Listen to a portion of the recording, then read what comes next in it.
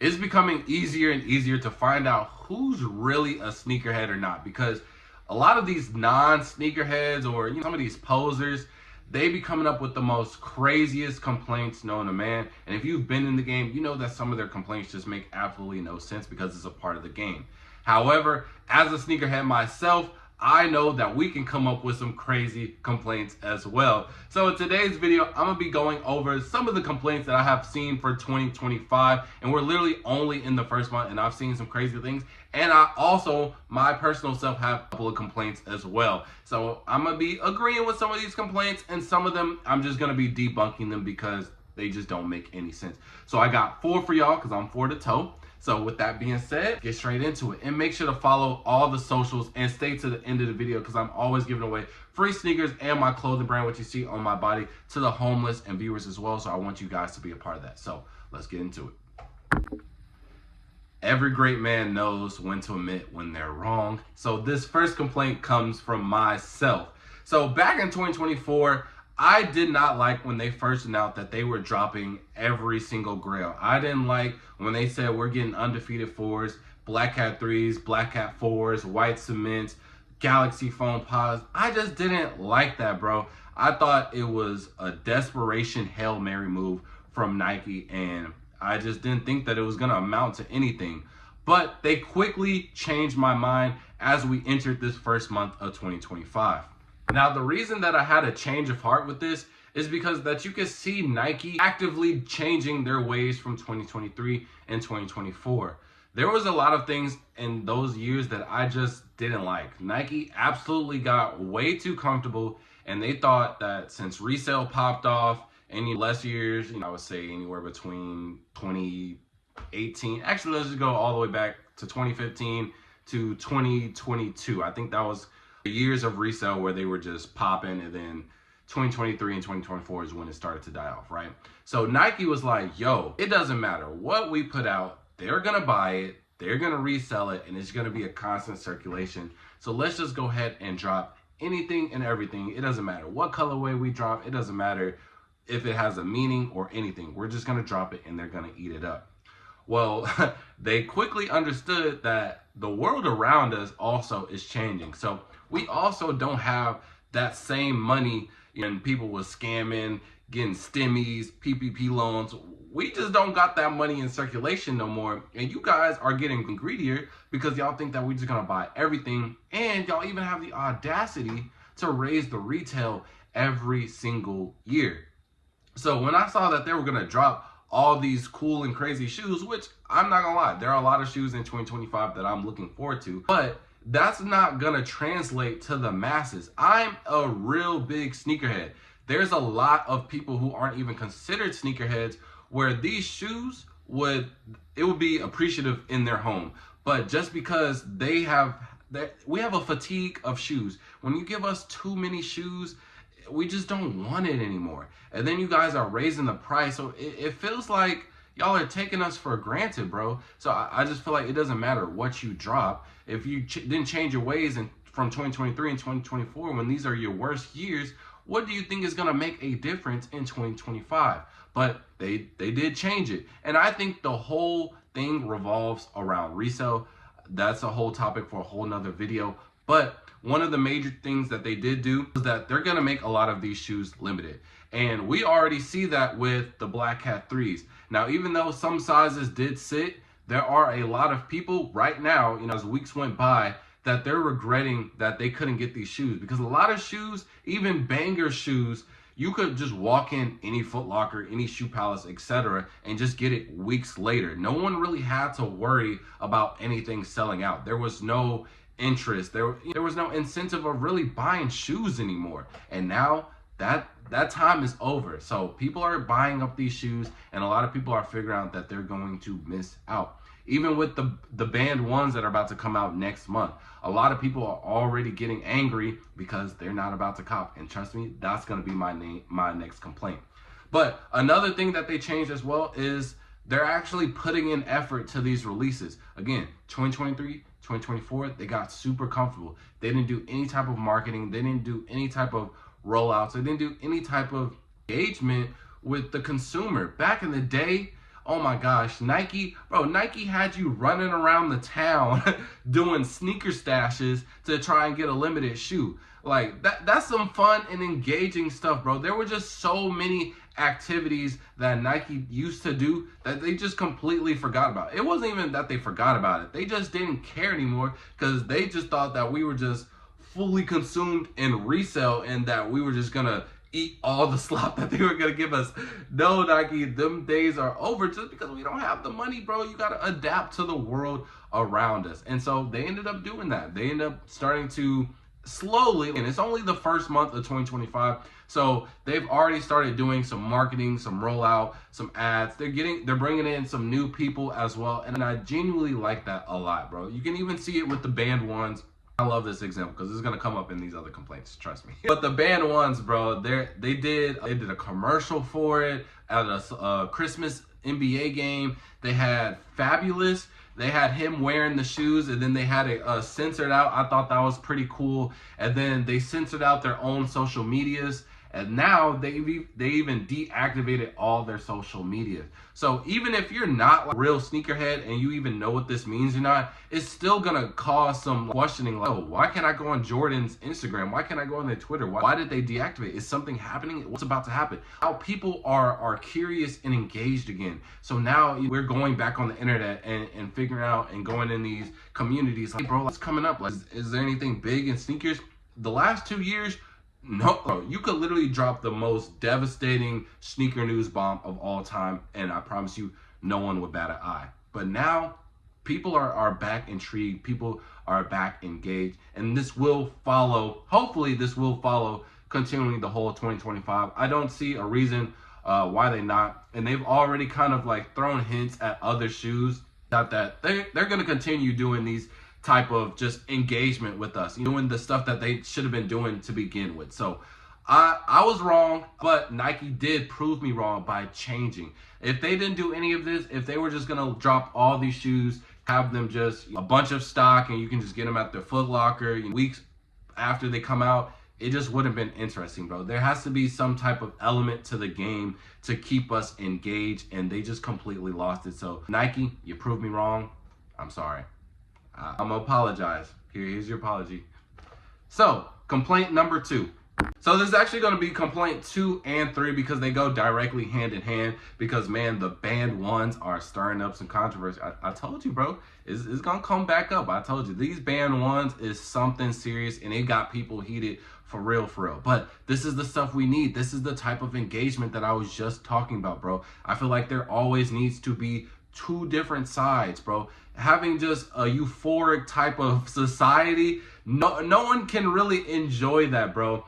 If you ever watch Fairly Odd Parents, there was an episode where Timmy Turner, he wasn't like, I guess he wasn't getting attention by everybody, and he wanted everybody just to be the same. So they turned the whole world gray, and everybody just looked the same, acted the same, talked the same. And then eventually, bro, he went crazy because it wasn't anything to do, bro. And this is exactly what's happening with sneakers. So with the band ones, a lot of people are complaining that they are limited, which is insane because the same people who are complaining that they're limited were the same people who said that they were gonna sit. No one really cares about this. Jordan 1s are dead. They were saying these exact same things weeks apart until the news came out that they are limited. So it is confirmed that there's only gonna be 10,000 pairs and that they're only coming out at 23 stores. And obviously it's 23 Jumpman. And so you'll pretty much get, I wouldn't say a guarantee because I don't know how these stores are doing it, and the list of stores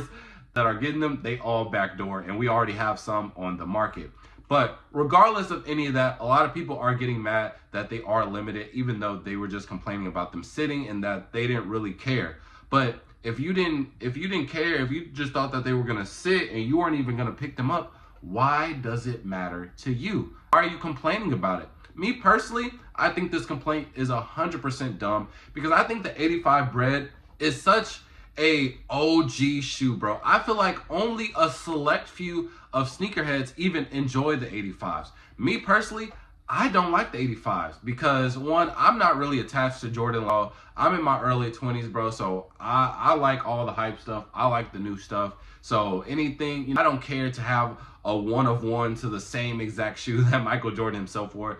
That has nothing to do with me. But I know that on the other side, there are a lot of people who love that and they would fiend for these bread ones. So why not have this shoe, such a memorable shoe, be limited? It only makes sense, especially with the anniversary being this year. This is the 40th anniversary. So I think it's actually really cool that they have it at only 23 stores because of Jumpman. I think that's cool. I love all the marketing that they're doing to it. And these people are just fake complaining because these are literally the same people who said that they were gonna sit, no one cares about them, retail is too high, it's $250, the shape is weird.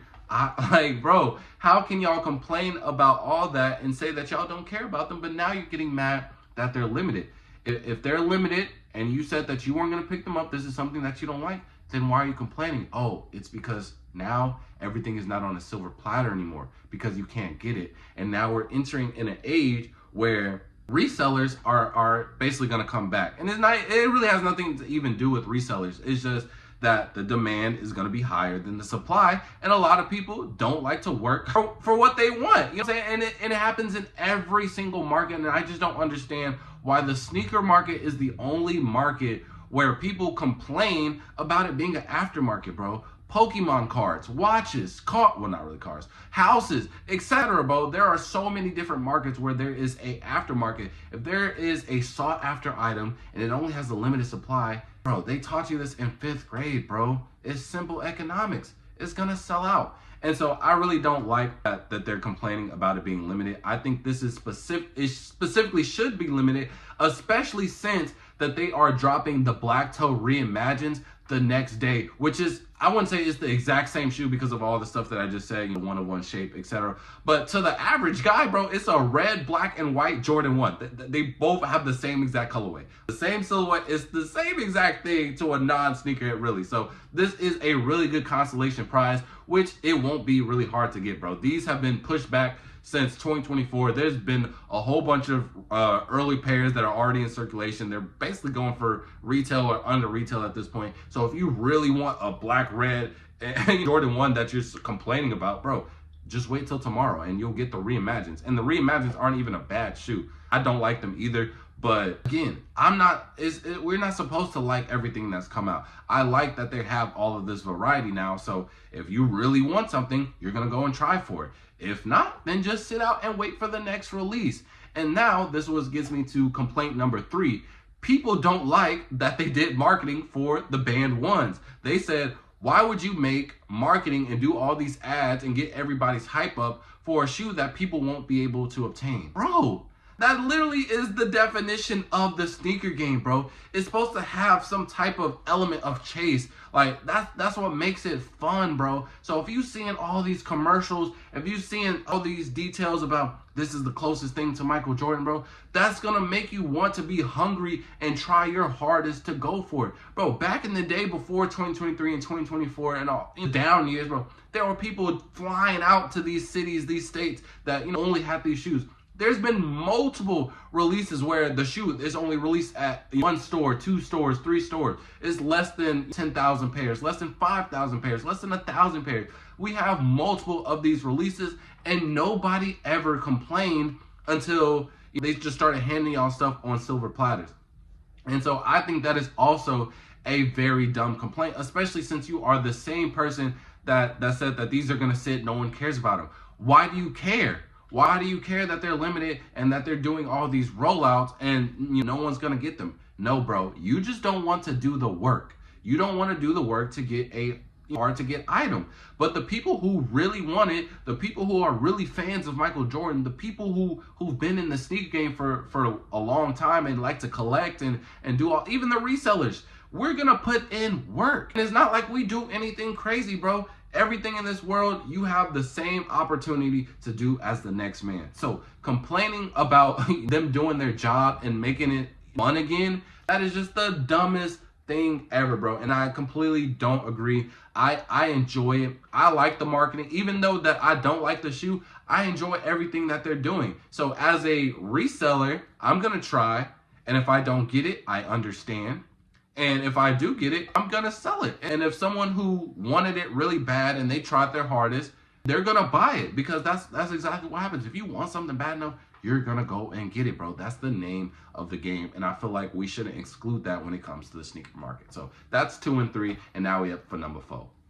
So this last complaint, I'm actually 50-50 on it, because depending on how you look at it and depending on how Nike and Jordan go about it, it could go either way, and you'll understand later as I go. But if you have your own complaint that you've seen or you personally feel like, drop it in the comment section. We can actually turn this into a real series, and I'm actually very curious to see what some of you guys are thinking. So the 4th complaint is that certain shoes shouldn't be released again. And why I say 50-50 is because there are shoes, and this is the shoe that started this complaint, was the Undefeated 4s.